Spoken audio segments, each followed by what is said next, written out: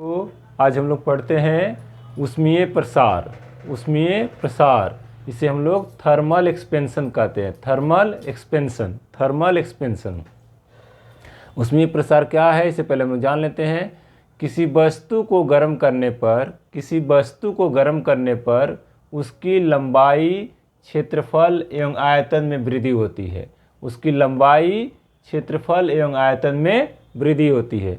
किसी वस्तु को गर्म करने पर उसकी लंबाई, क्षेत्रफल एवं आयतन में वृद्धि होती है, क्योंकि हम लोग जानते हैं कि ताप बढ़ने से उनके अणुओं के बीच की दूरी बढ़ जाती है।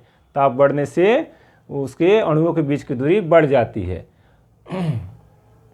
अब हम लोग क्या पढ़ेंगे? रेखीय प्रसार गुणांक। इसे हम लोग इंग्लिश में कोएफिशिएंट ऑफ लीनियर एक्सपेंशन कहते हैं। कोएफिशिएंट ऑफ लीनियर एक्सपेंशन अर्थात रेखीय प्रसार गुणांक। जैसे कि नाम से ही पता चल रहा है, रेखीय मीन्स लंबाई का जो प्रसार हो रहा है, लंबाई प्रसार, उसी का हम लोग बारे में आज पढ़ते हैं। रेखीय प्रसार गुणांक क्या है? प्रति डिग्री सेल्सियस तापमान बढ़ने पर, क्या बढ़ रहा है? तापमान बढ़ने पर किसी वस्तु की इकाई लंबाई में, किसमें? लंबाई में जो वृद्धि या प्रसार होता है, किसमें वृद्धि हो रहा है? रेखीय प्रसार गुणांक में लंबाई में जो वृद्धि या प्रसार होता है उसे रेखीय प्रसार गुणांक कहते हैं। रेखीय प्रसार गुणांक किसे कहते हैं? कि लंबाई में जो वृद्धि हो रहा है, लंबाई में जो वृद्धि या प्रसार होता है उसे हम रेखीय प्रसार गुणांक या कोएफिशिएंट ऑफ लीनियर एक्सपेंशन कहते हैं। इसका मात्रक जो है प्रति डिग्री सेल्सियस होता है। इसका मात्रक क्या होता है? प्रति डिग्री सेल्सियस होता है। इसे अल्फा से सूचित किया जाता है। इसे किससे सूचित किया जाता है? अल्फा से सूचित किया जाता है। दैट इज क्या हो गया? रेखीय प्रसार गुणांक अर्थात कोएफिशिएंट ऑफ लीनियर एक्सपेंशन बराबर क्या हुआ? लंबाई में वृद्धि बटा मूल लंबाई गुना ताप वृद्धि। यानी लंबाई में जो वृद्धि हुआ अपॉन क्या है? मूल लंबाई इंटू ताप वृद्धि है। या अल्फा लिख सकते हैं। अल्फा बराबर हो गया आपका जो डेल्टा एल जो है, डेल्टा एल अपॉन जो है एल इंटू डेल्टा थीटा है। डेल्टा एल क्या है? लंबाई में वृद्धि है अपॉन क्या है? प्रारंभिक लंबाई है, यानी मूल लंबाई एल इंटू डेल्टा थीटा है, यानी जो ताप में जो वृद्धि हुआ है डेल्टा थीटा कहला रहा है। अर्थात क्या हुआ? लंबाई आपका कट जाएगा और डेल्टा थीटा हो गया, इसलिए इसका मात्रक क्या हो गया? प्रति degree Celsius. Delta theta upon में है, चूंकि इसे डेल्टा थीटा बच जा रहा है, लंबाई कट जाता है, इसलिए इसका इकाई जो हो जाता है प्रति डिग्री सेल्सियस होता है। इसका मात्रक क्या होता है? प्रति डिग्री सेल्सियस हो गया। तो ये हो गया आपका रेखीय प्रसार गुणांक। रेखीय प्रसार गुणांक बराबर क्या हो गया? अल्फा बराबर हो गया delta L upon L into delta theta. ये है आपका रेखीय प्रसार गुणांक। अगला क्या है? क्षेत्रीय प्रसार गुणांक। इसे इंग्लिश में हम लोग बोलते हैं कोएफिशिएंट ऑफ सुपरफिशियल एक्सपेंशन। क्या है ये? प्रति डिग्री सेल्सियस तापमान बढ़ने पर, प्रति डिग्री सेल्सियस क्या? तापमान बढ़ने पर किसी वस्तु के इकाई क्षेत्र में, क्षेत्रीय प्रसार गुणांक में क्या हो रहा है? क्षेत्र में, यानी क्षेत्रफल में। क्षेत्रीय प्रसार गुणांक में क्या हो रहा है? इकाई क्षेत्र में जो प्रसार होता है, या वृद्धि होता है, उसे हम क्या कहेंगे? उसे क्षेत्रीय प्रसार गुणांक अर्थात कोएफिशिएंट ऑफ सुपरफिशियल एक्सपेंशन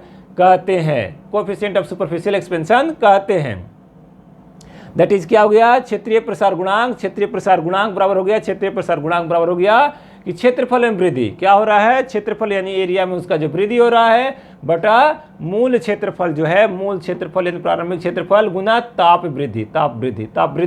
इसे हम लोग संक्षेप में कैसे लिखेंगे? क्षेत्रीय प्रसार गुणांक के लिए लिखेंगे बीटा, बीटा बराबर हो गया, क्या हो गया? डेल्टा ए फॉर एरिया हो गया, यानी डेल्टा ए मतलब क्या हुआ, एरिया में जो वृद्धि हुआ यानी क्षेत्रफल में वृद्धि हुआ, बटा क्या है अपॉन क्या है ए, अपॉन ए है अर्थात क्या है मूल क्षेत्रफल, इंटू क्या है डेल्टा थीटा है, यानी ताप में जो वृद्धि हुआ, ताप में वृद्धि हुआ ये है। अर्थात बीटा बराबर क्या हो गया, डेल्टा जो ए है अपॉन ए इंटू डेल्टा थीटा, ये हो गया आपका क्षेत्रीय प्रसार गुणांक। अगला क्या है, आयतन प्रसार गुणांक। आयतन प्रसार गुणांक क्या है, आयतन प्रसार गुणांक इसे हम लोग इंग्लिश में कहते हैं कोएफिशिएंट ऑफ क्यूबिकल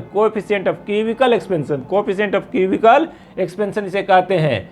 अर्थात इसे क्या है, इसका परिभाषा चाहे इसका सूत्र क्या है, प्रति डिग्री सेल्सियस तापमान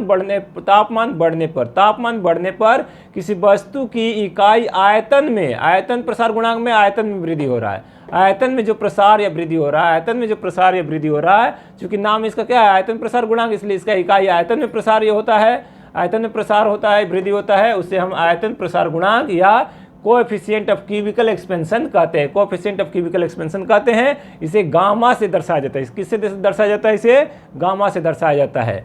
दैट इज क्या हो गया, आयतन प्रसार गुणांक यानी कोएफिशिएंट ऑफ क्यूबिकल एक्सपेंशन बराबर क्या हो गया, आयतन में वृद्धि है अपॉन मूल आयतन, इंटू ताप वृद्धि हुआ। अर्थात मात्रक जो है आयतन वृद्धि और मूल वृद्धि कट जाता है, और आपका जो मात्रक इसका आता है प्रति डिग्री सेल्सियस आता है, ये ताप वृद्धि का जो होता है वो ये असर रहता है। या उसको हम क्या लिख सकते हैं, आयतन प्रसार गुणांक के लिए क्या लिख सकते हैं, गामा। आयतन प्रसार गुणांक के लिए क्या लिखा गया है, गामा बराबर क्या है, डेल्टा भी, यानी आयतन में वृद्धि हुआ है, डेल्टा भी है, आयतन वृद्धि डेल्टा भी है, अपॉन क्या है, भी है, भी मीन्स क्या हुआ, मूल आयतन इंटू ताप वृद्धि क्या है, डेल्टा थीटा ताप वृद्धि है।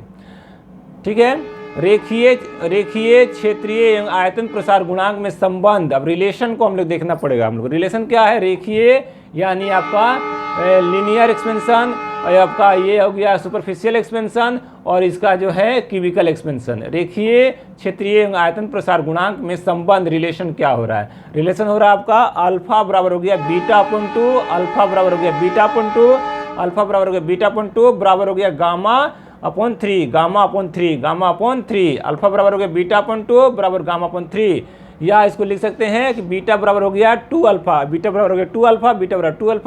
गामा बराबर हो गया 3 अल्फा, गामा बराबर 3 अल्फा, या लिख सकते हैं alpha ratio beta ratio gamma, alpha is to beta is to gamma बराबर हो गया 1:2:3, यानी alpha ratio beta ratio gamma बराबर हो गया 1:2:3। इस प्रकार हम लोग उसमें प्रसार के बारे में पढ़ें। वीडियो आपको अच्छे लगे तो लाइक करिए, शेयर करिए, सब्सक्राइब करिए, बेल आइकन बटन उसको दबाइए। धन्यवाद।